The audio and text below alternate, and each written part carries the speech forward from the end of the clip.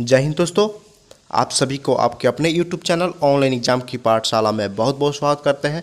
तो आज इस जीएस वाले पार्ट में हम पढ़ेंगे लुसेंट साइंस का पूरा निचोड़, ठीक है, जिसमें से 5000 प्रश्नों को लिया गया है लुसेंट से। आपको छोटा वाला लुसेंट का पे बुक का फोटो दिख रहा होगा, उसमें से लिया गया है और सारे के सारे VVI क्वेश्चन है, ठीक है। और बता दें कि एसएससी हो गया, रेलवे एनटीपीसी ग्रुप डी हो गया, बीपीएससी हो गया, बिहार एसएससी हो गया, या किसी भी स्टेट लेवल का जो पुलिस का एग्जाम होता है या दरोगा का एग्जाम होगा, सारे एग्जामों के लिए मोस्ट इंपॉर्टेंट क्वेश्चन है, ठीक है। तो आप लोग इस वीडियो को पूरे अंत तक जरूर देखिएगा। ये पार्ट 3 वीडियो है और 1 और 2 दोनों का लिंक मैं डिस्क्रिप्शन में दे दूंगा, वहाँ से आप लोग देख सकते हैं, ठीक है।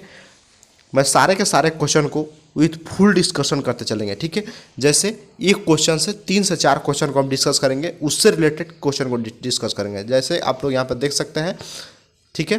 1 से 3-4 क्वेश्चन को हम डिस्कस करते चलेंगे ताकि कोई कन्फ्यूजन नहीं रहे। उससे रिलेटेड एग्जाम में क्वेश्चन आता है, तो अगर आप एक क्वेश्चन को ध्यान से पढ़ें तो उससे 2-3 रिलेटेड क्वेश्चन को आप आसानी से सॉल्व कर सकें, ठीक है। तो चलिए बिना विलंब के वीडियो को स्टार्ट करते हैं। फर्स्ट क्वेश्चन देखते हैं। फर्स्ट है, पीतल मिश्र धातु है। पीतल किसका मिश्र धातु है, ठीक है। तो इसका राइट आंसर है जास्ता और तांबा का यह मिश्र धातु है, ठीक है। इसको ट्रिक के माध्यम से हम देखते हैं तो सीधे याद करते हैं क्या, ताज, यानी तांबा और जास्ता, ठीक है। तो कभी कभी एग्जाम में ऐसे ही पूछ सकता है कि तांबा कितना होता है। तांबा 75% होता है और जास्ता 25% का मिश्रण होता है, ठीक है। अब देखते हैं इससे रिलेटेड कांसा, ठीक है। कांसा भी पूछ जाता है, तो कांसा में किन का मिश्रण होता है, तो उसमें भी तांबा का मिश्रण होता है, ठीक है। उसमें तांबा 75% मिला जाता है और टीन को 25% मिलाया जाता है, ठीक है। नेक्स्ट आता है जर्मन सिल्वर, ठीक है। जर्मन सिल्वर भी एग्जाम पूछा जाता है, हाल ही में रेलवे में पूछा हुआ था, जिसमें तांबा 50% मिलाया जाता है और जास्ता 25% और निकिल को 25% मिलाया जाता है, ठीक है। इसमें जर्मन सिल्वर में ताज प्लस निकेल को, ठीक है, ताज प्लस निकेल को मिलाया जाता है, यानी तांबा, जास्ता और निकेल को, ठीक है। एक आता है गन मेटल, ठीक है। गन मेटल में क्या मिलाया जाता है, तो 88% क्या तांबा को मिलाया जाता है और जास्ता को 2% और 10% क्या टीन को मिलाया जाता है, ठीक है। इसमें क्या ताज को और टीन, ताज टीन को मिलाया जाता है, ठीक है, यानी गन मेटल में, ठीक है। इसको ट्रिक के माध्यम से हम लोग आसानी से याद कर सकते हैं, ठीक है। एक क्वेश्चन से 3-4 क्वेश्चन आपको क्लियर हो गया। नेक्स्ट क्वेश्चन को देखते हैं। नेक्स्ट क्वेश्चन है, गैसों के दाब ज्ञात करने वाला यंत्र क्या कहलाता है, ठीक है। तो इसका राइट आंसर हो जाएगा मैनोमीटर कहलाता है। क्या, गैसों का दाब ज्ञात करने वाला यंत्र मैनोमीटर कहलाता है, ठीक है। तो इससे 2-3-4 यंत्र को नेक्स्ट देख लेते हैं, 2-3-4 यंत्र को देख लेते हैं ताकि इस रिलेटेड कुछ क्वेश्चन भी क्लियर होते चले, ठीक है। देखते हैं, वाहन की चाल की जो वृद्धि यंत्र किससे मापा जाता है, जो वाहन की चाल की वृद्धि दर किससे मापा जाता है, तो मापा जाता है एक्सीलरोमीटर, ठीक है। जैसे हम आम भाषा में कहते हैं गाड़ी को चलाने के लिए, वृद्धि करने के लिए क्या, एक्सलेटर, इसको हम आसानी से याद कर सकते हैं एक बोलचाल की भाषा में। नेक्स्ट देखते हैं, विद्युत ऊर्जा को संचालित करने वाला यंत्र को क्या कहते हैं। विद्युत ऊर्जा को संचालित करने वाला यंत्र को क्या कहते हैं, एक्यूमुलेटर, क्या कहता है, एक्यूमुलेटर, ठीक है।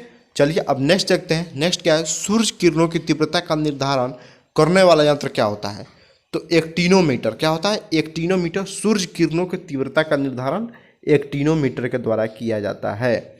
नेक्स्ट देखते हैं, वायु तथा गैसों के भार तथा घनत्व मापने, क्या क्या, वायु तथा गैसों के भार तथा घनत्व, तीनों चीज मापने के लिए किसका प्रयोग जाता है, तो एयरोमीटर, किसका, एयरोमीटर का प्रयोग किया जाता है। एयर मतलब हवा, वायु, इससे आप लोग याद कर सकते हैं, ठीक है। नेक्स्ट देखते हैं, विमानों की ऊंचाई मापने के लिए प्रयुक्त यंत्र क्या क्या होता है। विमानों की ऊंचाई अल्टीमीटर, ठीक है। अल्टीमीटर यानी आसमान, अ से अ मिला लीजिए, याद हो जाएगा आसानी से। विमानों की ऊंचाई मापने का यंत्र होता है अल्टीमीटर, यानी अ से आसमान ऊपर चला गया, ठीक है, याद कर सकते हैं। नेक्स्ट क्वेश्चन देखते हैं, विद्युत धारा को एम्पियर में मापने हेतु प्रयुक्त किया जाता है, किसका, तो ए मीटर का। एम्पियर मापने के लिए ए मीटर का प्रयोग किया जाता है, ठीक है।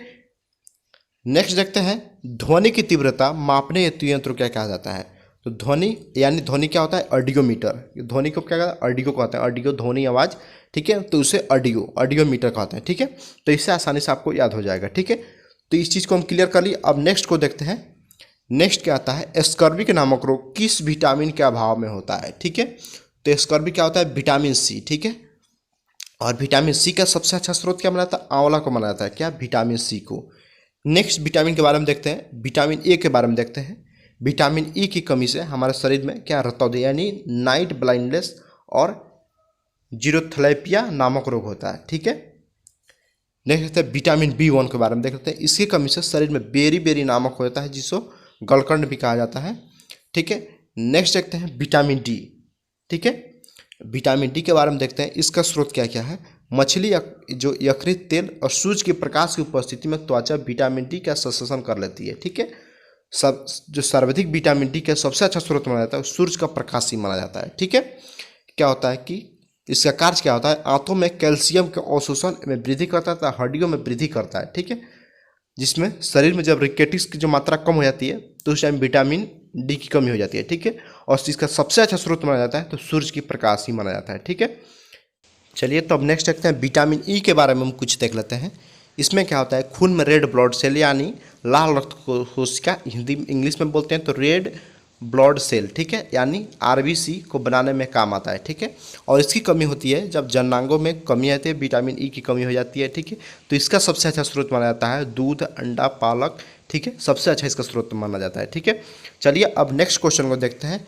नेक्स्ट क्वेश्चन क्या आता है, सबसे भारी धातु। ठीक है, सबसे भारी धातु कौन सी है, तो इसका राइट आंसर हो जाएगा सबसे भारी धातु और सबसे अधिक घनत्व वाला धातु।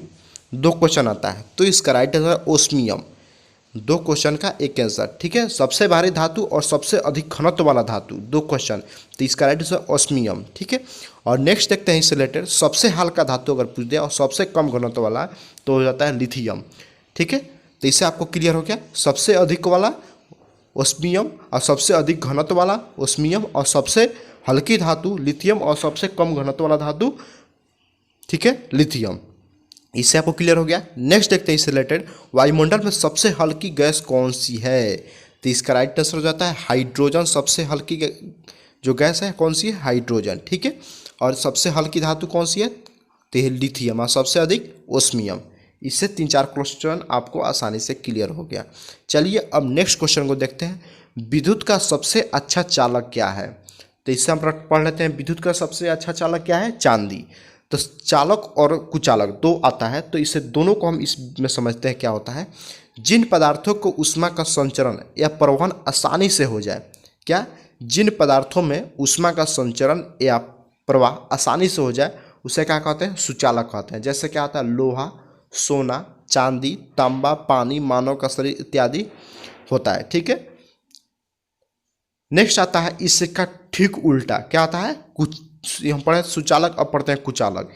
इसका ठीक उल्टा होता है पदार्थों की ऊष्मा का संचालन या प्रवाह आसानी से नहीं हो उसे कुचालक कहते हैं। जैसे सूखी लकड़ी में विद्युत ऊर्जा का प्रवाह नहीं होता है, प्लास्टिक में नहीं होता है, रबड़, हवा और कांच में इसका प्रवाह नहीं होता है। ठीक है, देखते होइएगा जब घरों में कोई काम होता है इलेक्ट्रिक का संबंधित तो आसानी से उस पर वायर पे प्लास्टिक का लेप लगा दिया ताकि कोई करंट शॉर्ट सर्किट न लगे। ठीक है, तो इसमें क्या होता है कि विद्युत का वो कुचालक होता है। ठीक है, चलिए अब नेक्स्ट को देखते हैं। नेक्स्ट क्वेश्चन क्या है, पोटेशियम का अयस्क कार्बोनिलाइट का सूत्र क्या होता है। पोटेशियम का अयस्क क्या है, कार्बोनिलाइट। इससे आप एक और प्रश्न याद कर सकते हैं, पोटेशियम का अयस्क कार्बोनिलाइट का सूत्र क्या होता है, तो KCl MgCl2CH2O। ठीक है, KCl MgCl2CH2O। ठीक है, नेक्स्ट देखते हैं इससे रिलेटेड यूरेनियम के नाभिकीय विखंडन के अंततः का क्या प्राप्त होता है। यूरेनियम के नाभिकीय विखंडन के अंततः में क्या प्राप्त होता है, तो सीसा प्राप्त होता है। ठीक है, और देखते हैं यूरेनियम का अयस्क क्या होता है, तो पिंच ब्लेंड यूरेनियम का अयस्क है। ठीक है, नेक्स्ट देखते हैं सीसा के बारे में। इसका अंग्रेजी में क्या कहते हैं, सीसा को लेड कहते हैं। इसका संकेत क्या है, Pb। ठीक है, यानी कोलंबस इसका लैटिन नाम है। इसका अयस्क देखते हैं सीसा का, तो गलेना इसका अयस्क है किसका, सीसा का। और पिंच ब्लेंड किसका है, तो यूरेनियम का अयस्क क्या है, पिंच ब्लेंड। ठीक है, नीले और काले रंग का होता है। कौन रंग का, नीले और काले रंग का होता है पिंच ब्लेंड। ठीक है, और सीसा को देख लेते हैं, तो सीसा का रासायनिक जो लैटिन नाम होता है क्या था, प्लम्ब। इसका अयस्क होता है गैलेना। ठीक है, चलिए अब नेक्स्ट क्वेश्चन देखते हैं। नेक्स्ट क्या है, ध्वनि को मापने के लिए सबसे अच्छे ध्वनि मापने के लिए इकाई क्या है, डेसिमल। डेसिमल से क्या मापा जाता है, ध्वनि को मापा जाता है। ठीक है, नेक्स्ट क्वेश्चन देता है स्टेनलेस स्टील किन धातुओं को मिश्रित करके बनाया जाता है। जो स्टेनलेस स्टील होता है तो उसमें क्रोमियम, लोहा और निकिल, क्या क्रोमियम, लोहा, निकिल को मिलाकर स्टेनलेस स्टील बनाया जाता है। ठीक है, नेक्स्ट क्वेश्चन को देखते हैं। वनस्पति विज्ञान की उस शाखा का नाम क्या है जिसको शैवालों का अध्ययन, शैवालों का अध्ययन क्या पिछली वीडियो में पढ़ा था, फाइकोलॉजी, शैवालों का अध्ययन। ठीक है, नेक्स्ट क्वेश्चन को देखते हैं। दूध से दही बनाने वाली जीवाणु का नाम क्या है? तो क्या है? बैक्टीरियम लैक्टिसियम एक्साइड। ठीक है, क्या है? बैक्टीरियम लैक्टिक एसिड इसका रासायनिक नाम है। ठीक है, चलिए अब नेक्स्ट देखते हैं। नेक्स्ट, मधुमेह के रोगियों को में पेशाब किसकी अधिक हो जाती है? ठीक है, तो क्या होता है कि जो पेशाब में जो शुगर की मात्रा है अधिक, शर्करा की मात्रा अधिक हो जाती है, तो मधुमेह यानी उस व्यक्ति को हम बोलते हैं आसान भाषा में, बोलचाल में, चीनी हो गया है। ठीक है, चीनी की मात्रा जो शरीर में अधिक हो जाता है, ठीक है, तो पेशाब में शर्करा की अधिक मात्रा होने लगती है, क्या उसमें शुगर की मात्रा अधिक होने लगती है। ठीक है, नेक्स्ट देखते हैं। स्वचालित ब्रेक यानी हाइड्रोकोलिक ब्रेक किस नियम के आधार पर बने हैं?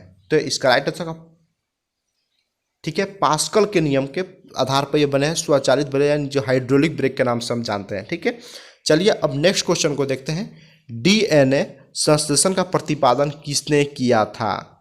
ठीक है, तो कार्ल बर्ग के द्वारा डीएनए का संश्लेषण किया गया था। ठीक है, नेक्स्ट क्वेश्चन देखते हैं। फोटोग्राफी में प्रयुक्त होने वाला हाइपो का रासायनिक नाम क्या है? तो इसका राइट आंसर होगा सोडियम थायोसल्फेट। क्या है? Sodium thiosulphate. नेक्स्ट क्वेश्चन देखते हैं। भोपाल गैस दुर्घटना यानी MIC का रिसाव, इस गैस का पूरा नाम क्या था? मिथाइल आइसोनाइट हुआ था, यानी CH3NCO। CH3NCO यानी कब हुआ था? मिथाइल आइसोनेट का जो लीक हुआ था 1984 में। भोपाल गैस त्रासदी बहुत ही इंपॉर्टेंट क्वेश्चन है एग्जाम पॉइंट ऑफ व्यू से। ठीक है, चलिए अब नेक्स्ट क्वेश्चन देखते हैं। नेक्स्ट है, गेहूं का रासायनिक नाम क्या होता है? तो ट्रिटिकम एक्टियम या तथा ट्रिटिकम बोल्केयर। ठीक है, इसका दो नाम है, तो इसको आसानी से कैसे याद कर सकते हैं? गेहूं का रासायनिक नाम क्या है? ट्रिटिकम एक्टियम। ठीक है, और ट्रिटिकम बेल्गेयर। ठीक है, तो इसको आसानी से याद कर सकते हैं। टिड्डी आई थी, टिड्डी, तो टिड्डी क्या कहती है? सब फसल को चट कर जाती है। टिड्डी से क्या है? टी से गेहूं, यानी एक फसल है उसको चट कर गई, यानी ट्रिटिकम एक्टियम। इससे आपको ऑप्शन में आता है तो आप लोग आसानी से सॉल्व कर सकते हैं। नेक्स्ट क्वेश्चन देखते हैं। ओक्जेनोमीटर से क्या मापा जाता है? यानी ओक्जेनोमीटर से क्या मापा जाता है? तो इससे जो पौधे की रेखीय वृद्धि होता है, यानी लाइनर ग्रोथ ऑफ प्लांट्स, यानी पौधे की जो रेखीय वृद्धि होता है उसको मापने के लिए ओलेक्जेंडर मीटर का प्रयोग किया जाता है। ठीक है, नेक्स्ट क्वेश्चन देखते हैं। कमरे में रखे रेफ्रिजरेटर का दरवाज़ा खोलने पर कमरे का ताप में क्या प्रभाव पड़ता है? ठीक है, तो आप लोग के डायरेक्ट मन में जाएगा, बिना क्वेश्चन को नहीं पढ़े हैं तो आ जाएगा कि क्या हो जाएगा? कमरा ठंडा हो जाएगा। ठीक है, ताप क्या हो जाएंगे? यानी ताप पहले से घट जाएगा, लेकिन घटता नहीं है, ताप बढ़ जाता है।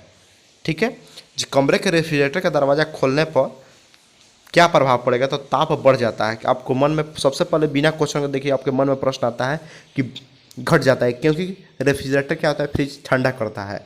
ठीक है, और जब कमरे में इसको खोला जाता है तो यानी आप लोग सोचते हैं कमरे को और ठंडा करेगा, लेकिन ठंडा नहीं, क्या करता है? और उसका ताप को बढ़ा देता है। ठीक है, चलिए नेक्स्ट को देखते हैं। नेक्स्ट क्या है? ताप बढ़ोत्तर अर्धचालकों की चालकता क्या मापा जाता है? यानी सेमीकंडक्टर क्या होता है? तो ये बढ़ जाती है। ताप बढ़ने पर अर्धचालकों की चालकता क्या हो जाती है? तो बढ़ जाती है। ठीक है, सेमीकंडक्टर की जो चालकता होती है वो क्या होती है? बढ़ जाती है। ठीक है, तो चलिए इस वीडियो में इतना ही। फिर में नेक्स्ट वीडियो में, वीडियो पसंद है वीडियो को लाइक करें और चैनल को सब्सक्राइब करके बेल आइकन जरूर प्रेस करें, ताकि आने वाले सारे वीडियो का नोटिफिकेशन आप तक मिलता रहे। ओके, बाय, जय हिंद।